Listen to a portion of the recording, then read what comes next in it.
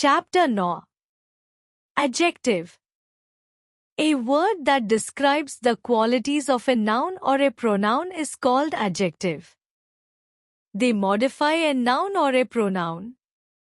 वह शब्द जो किसी संज्ञा या सर्वनाम की विशेषताओं का वर्णन करता है, उसे विशेषण कहते हैं। यह संज्ञा या सर्वनाम को वर्णित करता है।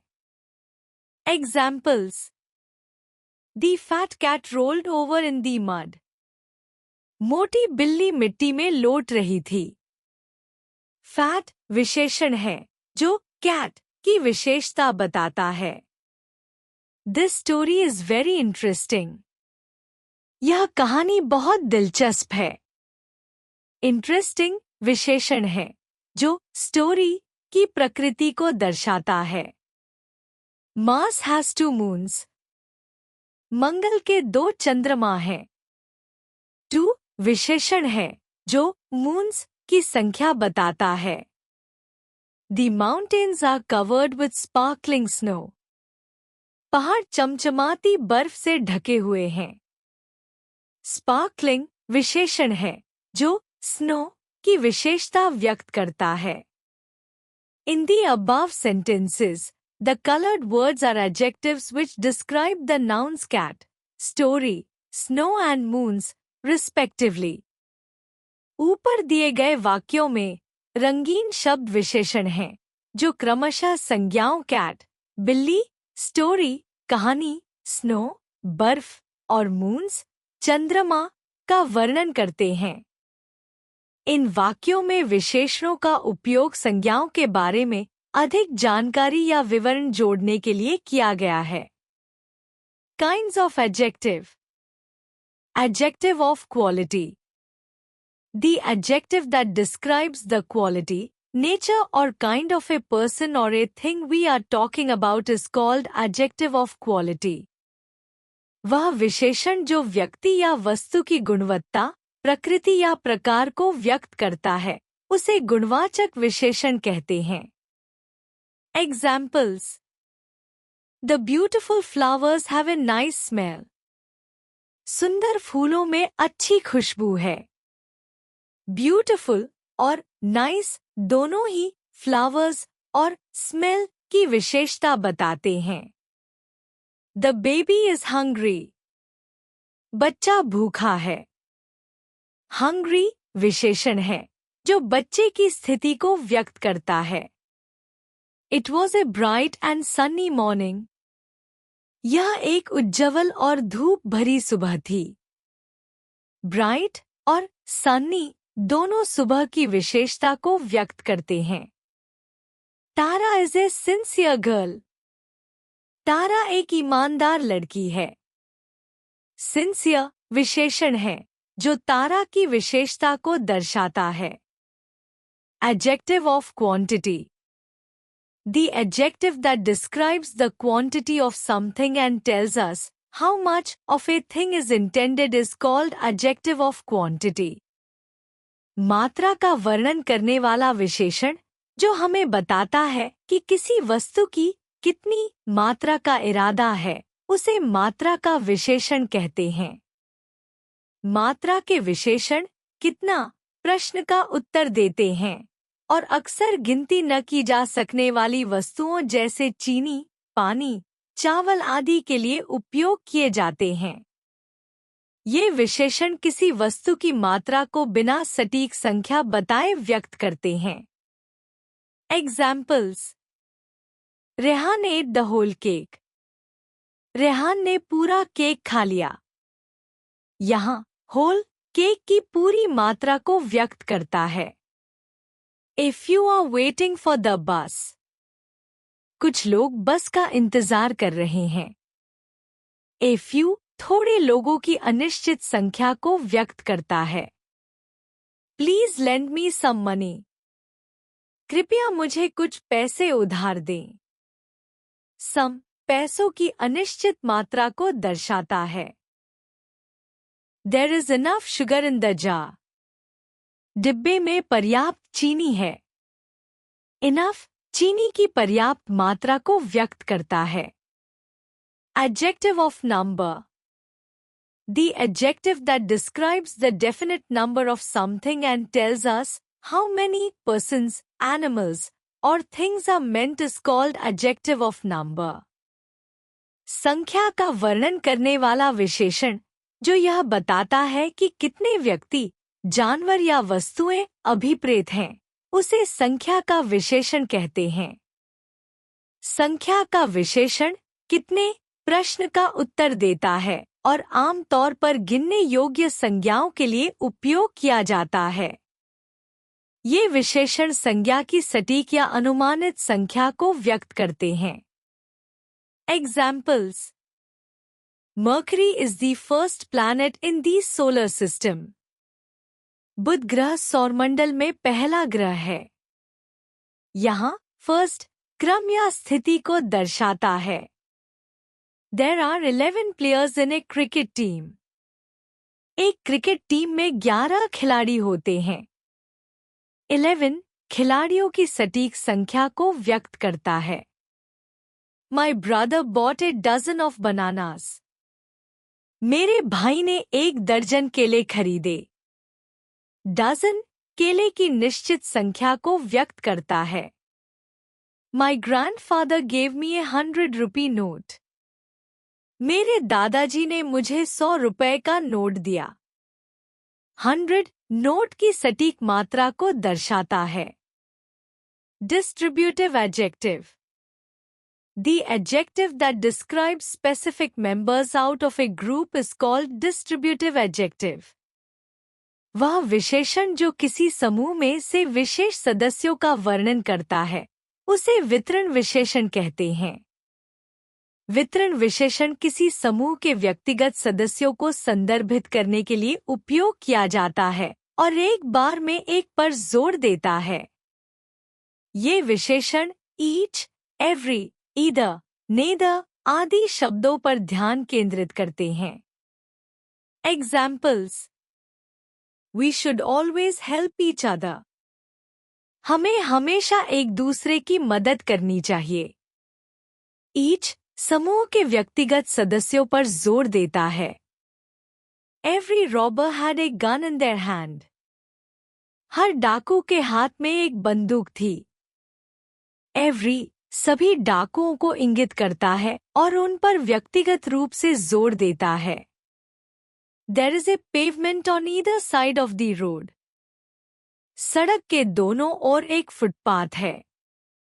Either सड़क के दोनों ओर में से किसी एक को इंगित करता है। Neither statement is true. कोई भी कथन सत्य नहीं है। Neither दो में से किसी भी कथन को सत्य नहीं मानता। Demonstrative adjective. The adjective that is used to indicate or refer to a specific people, animal, or thing is called a demonstrative adjective. संज्ञा या सर्वनाम को इंगित करने या किसी विशेष व्यक्ति, जानवर या वस्तु की ओर इशारा करने के लिए उपयोग किए जाने वाले विशेषण को डेमोन्स्ट्रेटिव एडजेक्टिव कहते हैं। Examples: These books belong to him. ये किताबें उसकी हैं। These किताबों को इंगित करता है। Put those cookies in the plate. उन कुकीज को प्लेट में रखो। Those कुकीज को प्लेट में रखने के लिए संकेत देता है। This is my favorite movie. यह मेरी पसंदीदा फिल्म है। This किसी पसंदीदा फिल्म को दर्शाता है। I don't like such careless people. मुझे ऐसे लापरवाह लोग पसंद नहीं। Such एक विशेष प्रकार के लोगों को संदर्भित करता है। Interrogative adjective. The adjective that is used to ask questions is called interrogative adjective. प्रश्न पूछने के लिए उपयोग किए जाने वाले विशेषण को प्रश्नवाचक विशेषण कहा जाता है। यह वाक्य बताता है कि किस प्रकार के विशेषण का उपयोग प्रश्न पूछने के लिए किया जाता है।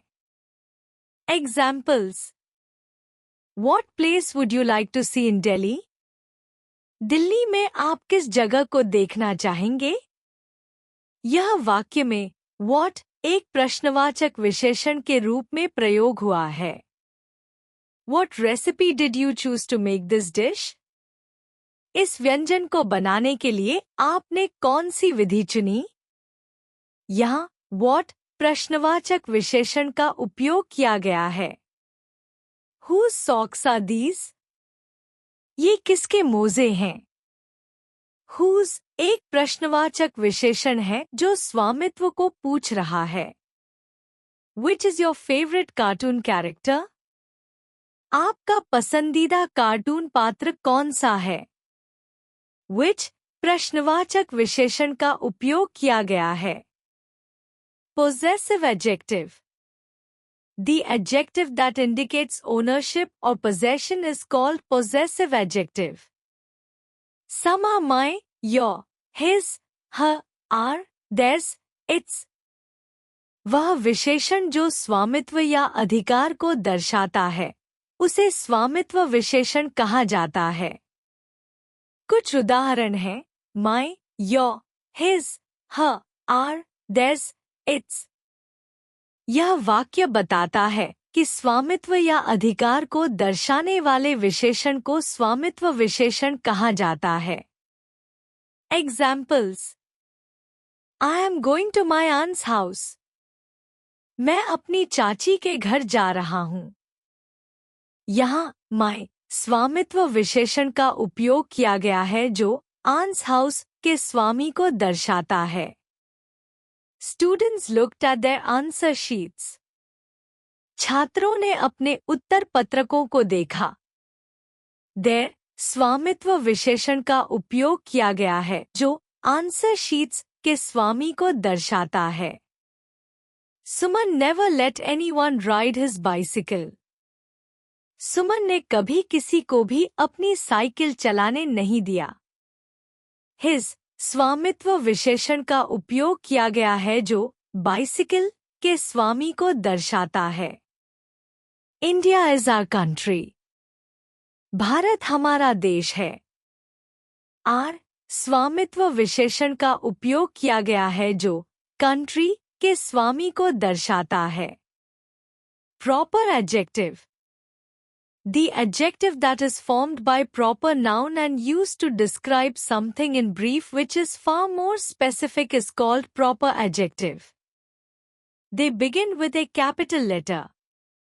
वह विशेषण जो संज्ञा से बनता है और किसी चीज का संक्षिप्त वर्णन करने के लिए उपयोग किया जाता है जो बहुत अधिक विशिष्ट होता है, उसे संज्ञा विशेषण कहा जाता है। ये बड़े अक्षर से शुरू होते हैं। यह वाक्य बताता है कि संज्ञा से बनते हुए और विशिष्ट विवरण के लिए उपयोग किए जाने वाले विशेषण को संज्ञा विशेषण कहा जाता है। Examples. The African drums sounded loud in the hall. अफ्रीकी ढोलनी हॉल में जोर से बजी। इस वाक्य में अफ्रीकन एक विशेषण है जो ड्रम्स संज्ञा का वर्णन करता है। यह बताता है कि ड्रम अफ्रीकी शैली के हैं। यह विशेषण किसी विशेष वस्तु को पहचानने में मदद करता है।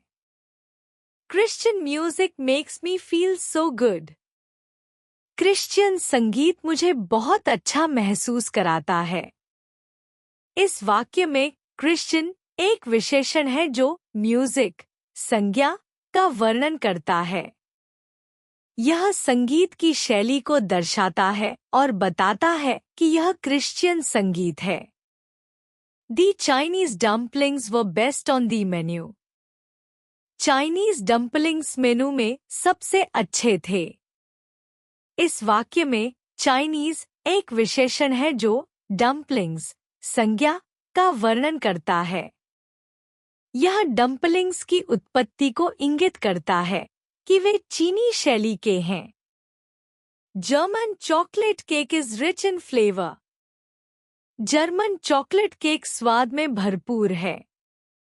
इस वाक्य में जर्मन एक विशेषण है जो चॉकलेट केक संज्ञा का वर्णन करता है।